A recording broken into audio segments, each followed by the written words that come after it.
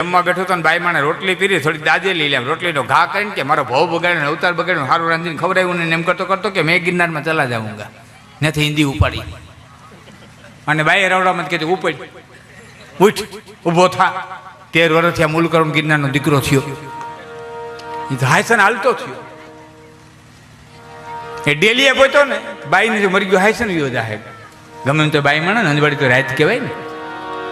હા, ડેલી આડી ફરીને કે મારા છોકરાનું ઢાંકણું છો, મારા છોકરા ઉઘાણા થઈ જાય, નબાપિયા કેવા હે, તો ગમે એવો છો, હું તને સારું રાંધીને ખવડાવે પણ તું જામાં.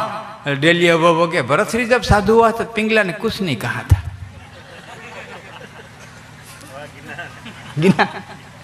ભરતશ્રી જબ સાધુ हुआ तो पिंगला ने कुछ नहीं कहा था. પછી બાઈથી રહેવાનું ને એટલે બોલી કે ભરતશ્રી 92 લાખ માડવો મૂકીને બાવો થયો તો, તું 22,000 કરજ મૂકીને બાવો થા, મોરથી ભરતશ્રી જેટલું રાજ પછી તારું મન પડે ને હતા.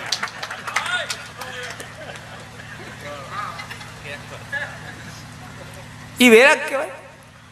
ભાદરા મહિના તડકી તપી ને બાજરામાં પંખી ઉડાડતો તો આમાં બધા ઉડાડ્યા છે. એ તડકી ને એ તો જેને એ બાજરાના કાહિયા એ ખબર પડી. અને એમાં જોગીને જમાઈ દેખી ગયો, વિચાર ચડી ગયો, ગામમાં જાય ને પટેલી રસોઈ દે ને ચકાચક લાડવા મોઢામાં પાણી મીંડ્યો, ગોફણ નાખીને ભાગ્યો.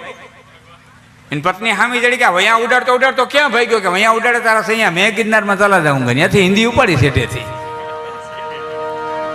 જમાઈ જ ભેરો પડ્યો. જમાઈટ ને જો લોઠો માટી હાથમાં આવ્યો તો કંઈક લાકડા ફરાવ્યા, બાટલી બનાવીને પાણી ભરાવ્યા, કામનો અરહુડો જમાઈથી પીડ્યો નોખો. એમાં આ બધાના જેવું ગામ ને ગામના પધારીમાં હનુમાનનું ડેરું ને નિમાણો થઈને બાપ મરી ગયો એમ બેઠો હતો. ને એમાં ગામે આવીને કીધું મહાત્માજી અમારો હનુમાન બાપા રોગે રોગો એકલો કેજીનો બેઠો હતો, જો તમે મંદિર સંભાળી લો બહુ સારું કહેવાય. ગચ્છા બચ્ચા એ બાપજીએ મંદિર સંભાળ્યું. એમાં ગામે આવતું થયું. ધીરે ધીરે ગામ કે મહાત્માજી 5 વીઘા જમીન છે મંદિર એટલે ગઢાણ થઈ ગઈ, કોઈ પૂજારી નહોતાતી, કે તો ખેડી દઈએ. કે અચ્છા બચ્ચા હારા ખેડૂત ટ્રેક્ટર આંકી દીધા. પેલો વરસાદ પડ્યો એટલે ગામે કીધું મહાત્માજી વરસાદ બહુ સારો પડ્યો, કે તો 5 પેલી બાજરો વાવી જાવ. અચ્છા બચ્ચા એ હારો ખેડૂત બાજરો વાવી ગયો. ભાદરો મહિનો આવ્યો ને બાજરી પાકી એટલે ગામે માસડો કરીને કીધું બાપુ પંખી તો તમે ઉડાડો તો થાય, પંખી ઉડાડવાનું ટાણું અમારી પાસે ન હોય. કે અચ્છા બચ્ચા એ ધોતિયાની આટી નાખીને માઇટમાં સીડા માસડે એ ગોફેણના 2 ઘા કર્યા. ઓલી બાઈ ઘરઘીની જ ગામમાં આવી હતી.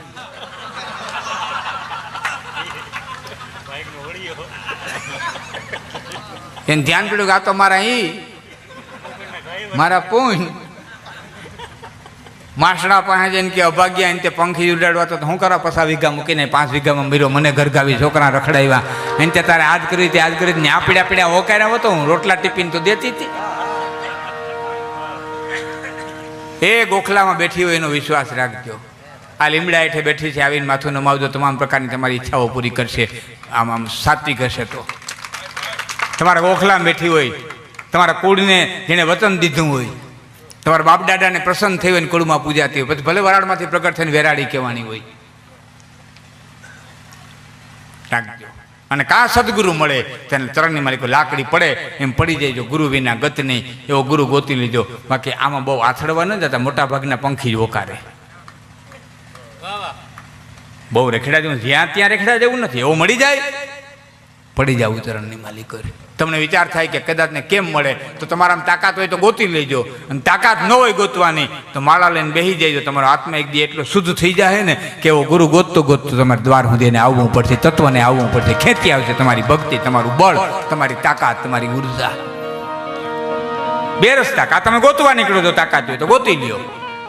તમે તો ગોતવા નીકળે તો કઈ રીતે જડે?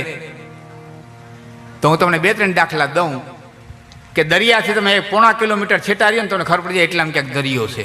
ટાઢી વાવરી મંડે આવવા. ચોમાહાનો પહેલો વરસાદ પડે ને તો 1.5 ગામમાંથી ખબર પડે કે એટલામાં ક્યાંક પહેલો વરસાદ પડ્યો. ધરતીની સુગંધ એમ ક્યાંક એટલામાં ક્યાંક વરસાદ છે. અહીંનું ઝાડવું ખીલું હોય ગાડીમાં નીકળ્યા હોય ને તો ખબર પડે કે એટલામાં ક્યાંક અહીંનું ઝાડવું ખીલું છે. અરે ઉપર વાય કોકે રોંઢાનો શાહ કરીને શું માણી ગામ ભૂકી નાખ્યું 3 ખેતર હોય એટલે ખબર પડે કે ઉપર કોકે શાહ કર્યો. તો આ તત્વો એની જો હયાતીની તમને દેખાડી દેતા હોય તો સંતની હયાતી ન દેખાડી દે. જેના આશ્રમમાં જતા તમારા મનોચક્ર બંધ થઈ જાય, માલિકોથી લઈને ઉઠવા માંડે ને તો માનજો કે આની કંઈક તાકાત છે, એની માલિકો ચરણની પડી લાકડી પડે એમ પડી.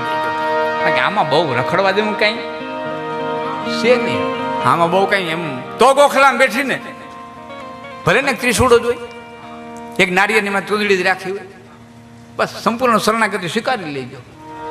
એટલે તો રામકૃષ્ણ પરમહંસ વિવેકાનંદના ગુરુ એમ કહેતા કે માની ભક્તિ કરો ને તો મીંદડીના બચ્ચા જેવી કરજો, વાંદરીના બચ્ચા જેવી નહીં.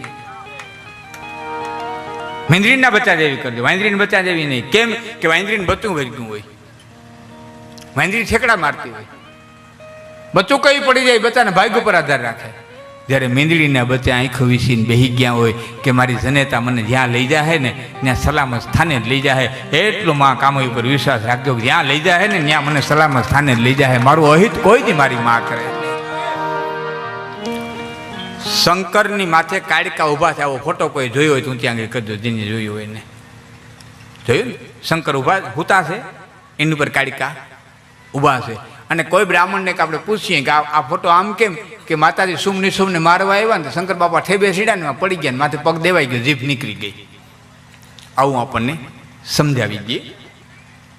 હવે એની મૂળ જે વસ્તુ છે તમને કહું, એ સાંખ્ય શાસ્ત્રનો સિદ્ધાંત છે, કપિલનું સાંખ્ય. હવે આ વાતને સમજાવવા માટે એક દ્રષ્ટાંત દઉં તો તમને વાત સમજાય. તમે દરિયો જોયો હોય દ્વારકા નજીક હોય, એટલે દરિયો જેટલો ઉપર તોફાની છે ને એટલો જ તળિયે શાંત છે. ત્યાં વનસ્પતિ છે, ત્યાં ધૂળ છે, માટી છે, જીવસૃષ્ટિ છે. જેટલો દરિયો ઉપર તોફાની છે એટલો જ દરિયો તળિયે શાંત છે. દરિયા બે નથી, ઇનોઈ તોફાની અને ઇનોઈ શાંત.